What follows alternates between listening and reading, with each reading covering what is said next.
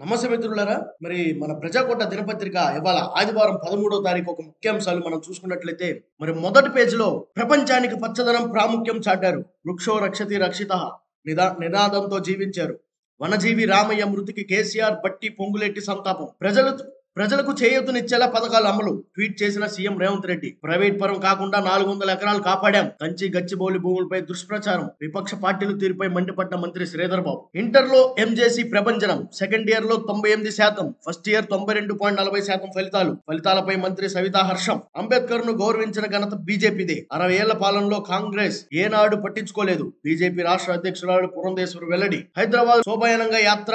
హనుమాన్ జయంతి సందర్భంగా ర్యాలీ. గోలీగూడ నుంచి తత్బాండ్ వరకు యాత్ర. ప్రత్యక్షంగా పర్యవేక్షించి సిపి ఆనంద్. టాన్బండ్ ఆంజనేయుడిని దర్శించుకున్న నటి ప్రీతి జింటా. మరి ఇంకో కథనం చూసుకున్నట్లయితే జమిలీ ఎన్నికలతోనే దేశానికి మేలు. ఎన్నికల ఖర్చు భారీగా తగ్గించుకోవచ్చు. గతంలో ఒకే దఫాలో ఎన్నికలు జరిగాయి. కేవలం రాజకీయ కోణంతోనే జమిలీపై వ్యతిరేకత.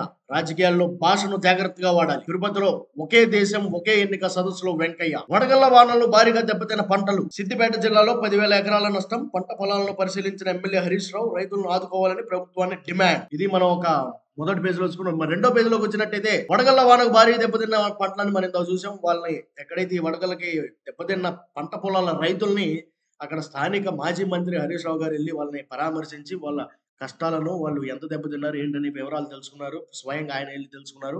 ఏప్రిల్ ఇంటర్ ఫలితాలు మరి నిన్న విడుదలైనాయి. తర్వాత జమిలీ ఎన్నికలతో దేశానికి మేలని చెప్పేసి నిన్న ఆ సదస్సులో, తిరుపతిలో జరిగినటువంటి ఒక సదస్సులో వెంకయ్య గారు వెళ్ళి ఆయన మాట్లాడడం జరిగింది. ప్రపంచానికి పచ్చదనం ప్రాముఖ్యం చాటారని చెప్పేసి మరి వనజీవి రామయ్య గారు నిన్న ఆయన మృతి చెందడం బాధాకరం. ఎంతో మంది ప్రముఖులు, రాజకీయ నాయకులు ప్రతి ఒక్కరు కూడా ఆయనకి దిగ్భ్రాంతి ఈ విషయంలో ఆయనకు సంతాపం ప్రకటించారు. ఇంకో కథనం చూసుకున్నట్లయితే ప్రజాకోట రెండో పేజీలో టీటీడీ గోశాలపై దుష్ప్రచారం. మాజీ చైర్మన్ బోమనాపై మండిపడ్డ మంత్రి ఆనం.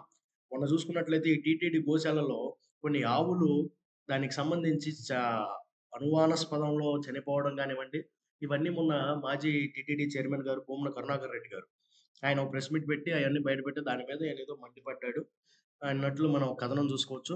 ప్రైవేట్ పరం కాకుండా 400 ఎకరాలు కాపాడాం. ఎవరు? మంత్రి శ్రీధర్ బాబు మొన్న రీసెంట్ గా జరుగుతున్నటువంటి ఆ హెచ్వి వివాదం మీద కాపాడం అని చెప్పేసి ఆయన చెప్పడం. అంబేద్కర్ ను గౌరవించిన ఘనత బీజేపీదే. మరి మనం ఇందాక ఫస్ట్ పేజ్ లో చూసుకున్నట్లయితే అంబేద్కర్ ని గౌరవించింది మేమే, బీజేపీ అని చెప్పేసి పురంధేశ్వరి మాట్లాడినట్టు కూడా వెల్లడి. మరి ప్రజాకోట 4వ పేజీలోకి వచ్చినట్లయితే మతంలో చిచ్చు పెట్టి బీజేపీ కేంద్ర ప్రభుత్వం రాజకీయాలు చేస్తుంది. ఎస్ఐ సముందర్ వలి కుమార్తె ఎస్ఏ ఆయుష పుట్టినరోజు సందర్భంగా అన్నదానం. శుద్ధపూస మాటలు ఆపు పిన్నెల్లి. శ్రీకృష్ణదేవరాయలపై విమర్శలు చేస్తే ఊరుకోం. మీడియా సమావేశంలో ఎమ్మెల్యే జూలగంటి ఆగ్రహం. వేర బ్రహ్మేందులకు బ్రహ్మణ ఘన పూజలు. Ammonia leak. పలువురు కార్మికులు అస్వస్థత. వనజీవి మృతికి ప్రధాని దిగ్భ్రాంతి. ధాన్యం కొనుగోలు కేంద్రం ప్రారంభం. సిరిపురం తాగునీటి పరిష్కరిస్తా. స్టేషన్ కాన్పూర్ ఎమ్మెల్యే కడియం శ్రీహరి వెల్లడి. కాంగ్రెస్ పాలనలో ప్రజలు జీవనంలోకి మార్పు. ప్రజాకోట 5వ పేజీలోకి వచ్చినట్లయితే విద్యుత్ విజిలెన్స్ అధికారులు దాడులు. పేదలకు అండగా ఆపదలు ఆదుకుంటున్న సీఎం రిలీఫ్ ఫండ్. ఎన్టీఆర్ జిల్లా జనసేన పార్టీ అధ్యక్షుడు సామ్నేని ఉదయభాను. పౌష్టికాహారంతోనే సంపూర్ణ ఆరోగ్యం. సిడిపిఓ బి అరుణ. వక్ సవరణ బిల్లుకు వెంటనే రద్దు చేయాలి. సిపిఐ జిల్లా కార్యవర్గ సభ్యులు కళింగ లక్ష్మణరావు వెల్లడి. Culvert నిర్మించండి sir. ఏఈకి వినతి పత్రం అందించిన నందమూరి రైతులు. అంబేద్కర్ విగ్రహ ఆవిష్కరణ తరలి రావాలి. Jantri Srinu. Mother Teresa social service ఆధ్వర్యంలో చలివేంద్రం ప్రారంభం. మరి ప్రజాకోట 6వ పేజీలోకి వచ్చినట్లయితే సాంప్రదాయకం అని చెప్పేసి మా ఎడిటర్ గారి డైలీ ఒక కథనంలో ఇవాళ ధాన్యం సేకరణలో అసృష్టత విధానం అని చెప్పేసి ఒక సంప్రదాయకం కథనం రాశారు మా ఎడిటర్ గారు. మరి నత్త నడకన ధాన్యం కొనుగోళ్లు. మద్దతు ధర పట్టించుకోని అధికారులు. దళారులకు తక్కువ ధరలకే అమ్ముకోవాల్సిన దుస్థితి. అన్నదాతను దెబ్బతీస్తున్న అకాల వర్షాలు. దళారులు ప్రేమతో దక్కని మద్దతు ధరలు. సకాలంలో ధాన్యం సేకరించలేకపోతున్న ప్రభుత్వం. మొక్కలే శ్వాసగా, మొక్కలే ఆశగా జీవించిన వనజీవి పద్మశ్రీ రామయ్య గుండెపోటుతో మృతి. 1 కోటి మొక్కలు నాటి రికార్డు సృష్టించిన ప్రకృతి ప్రేమికుడు అని ఇంకో కథనం చూసుకోవచ్చు. మనం ఇందాక మొదటి పేజీలో మాట్లాడుకున్నట్టు మొక్కలే శ్వాసగా, మొక్కలే ఆశగా జీవించినటువంటి వనజీవి పద్మశ్రీ రామయ్య గారు నిన్న చనిపోవడం బాధాకరం. ప్రజాకోట తరపున కూడా మేము చాలా దిగ్భ్రాంతి గురయ్యాము. ఆయనకి, వాళ్ళ కుటుంబానికి కూడా సంతాపం తెలియజేస్తా ఉన్నాం ప్రజాకోట తరపున. రిజ్వాన్ ఇంగ్లీష్ పై నెటిజన్లు మండిపాటు. గాయంతో ఐపీఎల్ నుండి వైదొలిగిన గ్లెన్ ఫిలిప్స్. సిఎస్కే లో సరైన ప్లేయర్లే ఉన్నారు. డిఫరెంట్ గా ఆడమని చెప్పాను.